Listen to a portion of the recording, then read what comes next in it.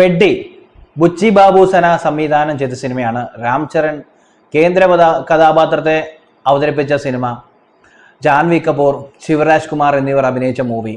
അപ്പോൾ ആ സിനിമയെക്കുറിച്ച് പറയാനാണെങ്കിൽ സിനിമ ഒരു എന്താ പറയുന്നത്, ഒരു സ്പോർട്സ് മോട്ടിവേഷണൽ മൂവി എന്ന് വേണമെങ്കിൽ പറയാം. അപ്പോൾ ആ ഒരു രീതിയിലേക്കാണ് ഈ സിനിമ കൊണ്ടുവന്നിരിക്കുന്നത്. ഭയങ്കര ഒരു വമ്പൻ സെറ്റപ്പിൽ തന്നെയാണ് മൂവി വന്നിരിക്കുന്നത്. പക്ഷേ സിനിമയുടെ എഴുത്തിലൊക്കെ ഒരുപാട് പോരായ്മകളുണ്ടായിരുന്നു. അപ്പം സിനിമാറ്റോഗ്രാഫി ചെയ്തിരിക്കുന്നത് Rathnavelu, music AR Rahman. AR റഹ്മാൻ്റെ മ്യൂസിക് ആക്ച്വലി സെറ്റായോന്ന് ചോദിച്ചാൽ പോരാ എന്നെനിക്ക് തോന്നി. പിന്നെ ഇതിൻ്റെ എഴുത്തും കാര്യങ്ങളൊക്കെ ചെയ്തിരിക്കുന്ന വരപ്രസാദ് ടൊളേറ്റി, കൃഷ്ണ ഹരി, നാഗേന്ദ്ര കാശി, വെങ്കട് പ്രസാദ് ഗാന്ധി, ശ്രീരാമൻ CH, കുറച്ചു പേര് കൂടി ആലോചിച്ച് എഴുതിയ ഒരു സ്ക്രിപ്റ്റാണ്. അപ്പം ഈ സിനിമയെക്കുറിച്ച് പറയാനാണെങ്കിൽ സിനിമ ആദ്യം പറഞ്ഞ പോലെ തന്നെ ഒരു സ്പോർട്സ് മോട്ടിവേഷണൽ ഇമോഷണൽ ഡ്രാമയാണ്. ഇതിനകത്ത് ഗുസ്തി വരുന്നുണ്ട്, ക്രിക്കറ്റ് വരുന്നുണ്ട്, പാരാലിമ്പിക്സ് വരുന്നുണ്ട്, അങ്ങനെ പല പല കാര്യങ്ങൾ വരുന്നുണ്ട്.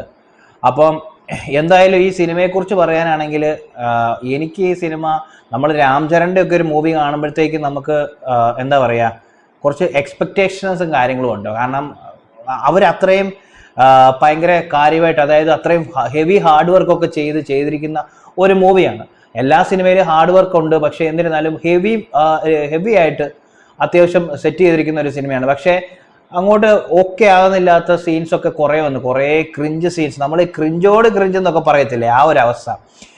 ഫസ്റ്റ് ഹാഫ് എന്നൊക്കെ പറയുമ്പം ഒരു ക്രോസ് ഓവർ സ്പോർട്സ്മാൻ സെറ്റ്, അതാ പറഞ്ഞ ക്രിക്കറ്റ്, എന്താ പറയുക, ഗുസ്തി, ഒരു എന്താ പറയുക, നമ്മൾ MS ധോണി ഇത് അൺടോൾഡ് സ്റ്റോറി മൂവി കണ്ടു, സച്ചിൻ ടെണ്ടുൽക്കറിൻ്റെ ആ ഒരു ഇതൊക്കെ, അതൊക്കെ കാണുന്ന ആ ഒരു അങ്ങനത്തെ ഒരു സ്റ്റൈൽ അവിടെ പിടിച്ചേക്കുന്നത്. പക്ഷെ ആ ഒരു റൊമാൻറ്റിഫിക്കേഷൻ ഒന്നും നമുക്ക് കിട്ടിയിട്ടില്ല. പിന്നെ ഭയങ്കര എന്താ പറയുക, രാം ചരണിന് കൊടുത്തിരിക്കുന്ന ബിൽഡപ്പും കാര്യങ്ങളും എല്ലാം അടിപൊളിയാണ്. കാരണം ഒരു ക്യാരക്ടറിനെ ബിൽഡ് ചെയ്ത് വരാൻ വേണ്ടി അത്യാവശ്യം ഒരു ഹെവിനെസ് ഒക്കെ കൊടുക്കണമല്ലോ, ആ ഹെവിനെസ് ഒക്കെ ഉണ്ട്. പക്ഷേ ബിൽഡപ്പും കാര്യങ്ങളെല്ലാം ഓക്കെ ആയിരുന്നു.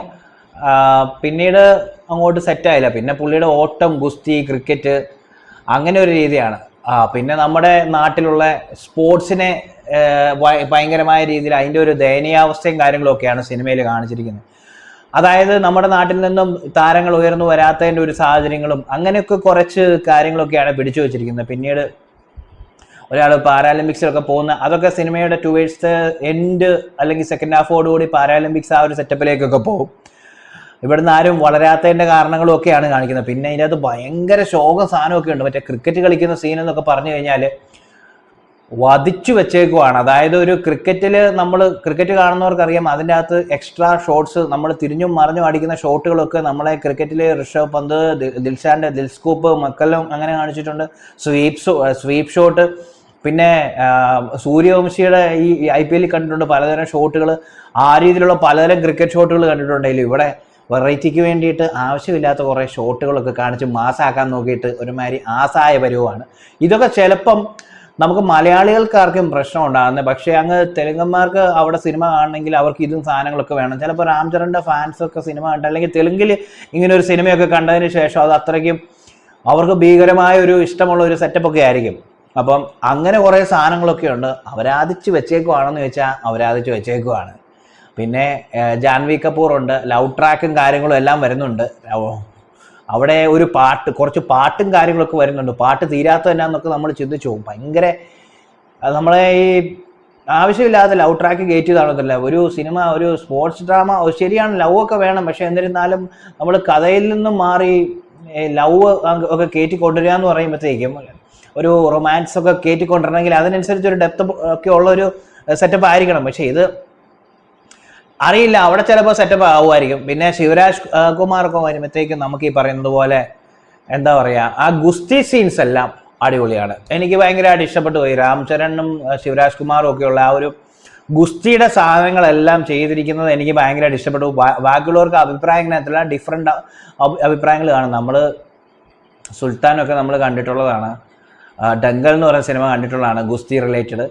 അപ്പോൾ അവിടെയൊക്കെ നമുക്ക് അത്യാവശ്യം റൊമാൻറ്റിഫിക്കേഷൻ കിട്ടുന്നുണ്ട്. ഇവിടെ കിട്ടുന്നുണ്ടോ എന്ന് ചോദിച്ചാൽ അത്രയ്ക്ക് ഇല്ലെങ്കിലും കുറച്ചൊക്കെ ഗുസ്തി സീൻസ് ഒക്കെ അത്യാവശ്യം നന്നായിട്ട് തോന്നി. പക്ഷേ മറ്റ് സാധനങ്ങളൊക്കെ ഇതിനകത്ത് എടുത്തു വെച്ചിരിക്കുന്നത് ഭയങ്കര ശോകമായിട്ടാണ്.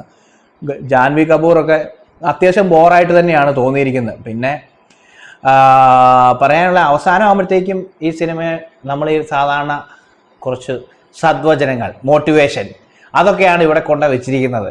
മോട്ടിവേഷൻ സ്പീക്കർ അങ്ങനെ കുറേ സാധനങ്ങളാണ്. സിനിമാറ്റോഗ്രാഫി ഒക്കെ അത്യാവശ്യം നന്നായിട്ട് വന്നിട്ടുണ്ട്. മ്യൂസിക് എന്ന് പറയുമ്പം AR റഹ്മാൻ്റെ മ്യൂസിക്കിൻ്റെ കാര്യം ഞാൻ പറഞ്ഞല്ലോ. നമുക്ക് ആ ഒരു ഓക്കെ AR റഹ്മാനാണ് ചെയ്തിരിക്കുന്നത്, നമ്മൾ കുറച്ചുകൂടെ പ്രതീക്ഷിക്കും, പക്ഷേ ഓക്കെ കുഴപ്പമില്ല എന്നുള്ള രീതിയിലാണ്. പിന്നെ ഇതിനകത്ത് കുറച്ച് എന്താ പറയുക, അപരാധിച്ച സീനുകളുണ്ടെന്ന് പറഞ്ഞു കഴിഞ്ഞാൽ ഒരു ട്രെയിനൊക്കെ പൂജിക്കുകയും അങ്ങനെ കുറേ സാധനങ്ങളും ഒക്കെയാണ്. ഒരുമാതിരി വാദിച്ചു വെച്ചേക്കുവാണ്. എന്തിനാവാ ഇങ്ങനെയൊക്കെ ചെയ്തു വെച്ചേക്കുന്നത്? ഒരു സിനിമ നല്ല രീതിയിൽ സ്പോർട്സ് മൂവി എന്നൊക്കെ പറയുമ്പോൾ നമ്മൾ കുറേ ബാഗ് മിൽക്കാം ബാഗ് എന്നൊക്കെ പറയുന്ന മൂവിയൊക്കെ കണ്ടിട്ടില്ല, നമ്മളായിട്ട് ഞെരുപ്പ് നമുക്ക് തോന്നിക്കും. ആ ഒരു സെറ്റപ്പ് ഒന്നും ഇതിൻ്റെ അകത്തേക്ക് വരുന്നില്ല. ഗുസ്തി സീൻസ് നമ്മൾ ഒന്ന് മാറ്റി വെക്കും. ഗുസ്തി സീൻസ് എനിക്ക് കുറച്ച് ഇഷ്ടപ്പെട്ടു പോയിട്ടുണ്ട്. പിന്നെ ഒരു കാര്യം എന്ന് വെച്ച് കഴിഞ്ഞാൽ ഈ ഒരു സിനിമ, അതായത് ഇത്രയും വലിയൊരു സ്റ്റാറിനെയൊക്കെ വെച്ച് സിനിമ ചെയ്യുമ്പോൾ ഇത്രയും സെറ്റപ്പും ടെക്നീഷ്യന്മാരും എല്ലാം വരുമ്പം ഉറപ്പായിട്ടും നല്ലൊരു സ്റ്റോറിയും കാര്യങ്ങളും ഉണ്ടെങ്കിൽ ആ സിനിമ വമ്പൻ റേഞ്ചിൽ പോയി. ഇത് ഇവർ എന്തിനാണ് ഇങ്ങനെ ഒരു സാധനം ചെയ്തു വെച്ചിരിക്കുന്നതെന്ന് നമുക്കറിയത്തില്ല. രാംചരൻ്റെ ഒക്കെ എത്രയോ നല്ല നല്ല സിനിമകൾ നമ്മൾ കണ്ടിട്ടുള്ളതാണ്. ഞാൻ ആക്ച്വലി എനിക്ക് തോന്നുന്നു അദ്ദേഹത്തിൻ്റെ, എനിക്കൊന്ന് ധീരയാന്ന് തോന്നുന്നു അദ്ദേഹത്തിൻ്റെ ആദ്യത്തെ മൂവി കണ്ടത്. ഞെരിപ്പ് പടമായിരുന്നു, പറയാതിരിക്കാൻ. അത് മലയാളികൾ എനിക്ക് തോന്നുന്നു അദ്ദേഹത്തിൻ്റെ ഫസ്റ്റ് മൂവി കണ്ടിരിക്കുന്നത്, മലയാളത്തിൽ കണ്ടിരിക്കുന്നത് ധീരയാന്ന് തോന്നുന്നു. ധീരയാന്നാണ് ഞാൻ വിചാരിക്കുന്നത്. പക്ഷേ അതിനുശേഷം പടങ്ങളുണ്ടെങ്കിൽ പോലും ഇത് ഇങ്ങനെയൊക്കെ ഒരു സിനിമകളൊക്കെ ചെയ്ത് വധിക്കുക എന്ന് പറഞ്ഞു കഴിഞ്ഞാൽ, ഇത് അവർ കളക്ഷൻ്റെ ഒക്കെ ഇപ്പോൾ ഈ ഒരു വൈകുന്നേരം ആയപ്പോഴത്തേക്കും കുറച്ച് ഭയങ്കര 100 കോടിക്ക് മേളിലൊക്കെ അടിച്ചെന്നൊക്കെ പറഞ്ഞിട്ടിട്ടുണ്ട്. അടിക്കോ ഇല്ലയോ എന്നൊന്നും അറിയത്തൊന്നുമില്ല. അപരാധിച്ച ക്രിഞ്ച് ഫെസ്റ്റ് ഒക്കെ ആയിട്ടൊരു സിനിമ, രാംചരണൊക്കെ വെച്ചിട്ട് നല്ല മൂവീസൊക്കെ വേറെ ചെയ്യാനായിട്ട് ശരിയാണ്. ഓരോ താരങ്ങൾക്കും ഓരോ ഇഷ്ടങ്ങളും ഇൻട്രസ്റ്റും കാണാൻ. സ്റ്റോറിയൊക്കെ നമ്മളതിനെ കേട്ടിട്ടുള്ളതാണ്. കഥ കേൾക്കുമ്പോഴുള്ള ഒരു സെറ്റപ്പ് ആയിരിക്കില്ല സിനിമ ഡയറക്റ്റ് ചെയ്ത് ഔട്ട് വന്ന് കാണുമ്പോൾ. അത് ഓരോ ഡയറക്ടർമാർ, സംവിധായകരുടെ ഒരു പ്രത്യേകതയാണ്. പിന്നെ ഇതിൻ്റെ അകത്തൊക്കെ ചില സിനിമകളിൽ നായകന്മാരുടെ, സിനിമയിലെ സ്റ്റാർസ് ആയിട്ടുള്ളവരുടെ കടന്നുകയറ്റവും ഉണ്ട്. അവർ സ്ക്രിപ്റ്റിൻ്റെ അകത്ത് പണിയും. ഇപ്പം അങ്ങനെ പണിത് കുളമാക്കിയിട്ടുള്ള കുറേ സിനിമകൾ നമ്മൾ കണ്ടിട്ടുമുണ്ട്. അപ്പോൾ അതുകൊണ്ട് ഇത് അവിടെ അതായത് തെലുങ്കന്മാർക്ക് ഈ സിനിമ ഈ പറയുന്ന പോലെ ചിലപ്പോൾ ഭയങ്കര സംഭവമായിരിക്കും, ചിലപ്പോൾ ഹിറ്റാകാനും കാര്യങ്ങളും ഒക്കെ സാധ്യതയുള്ളതാണ്.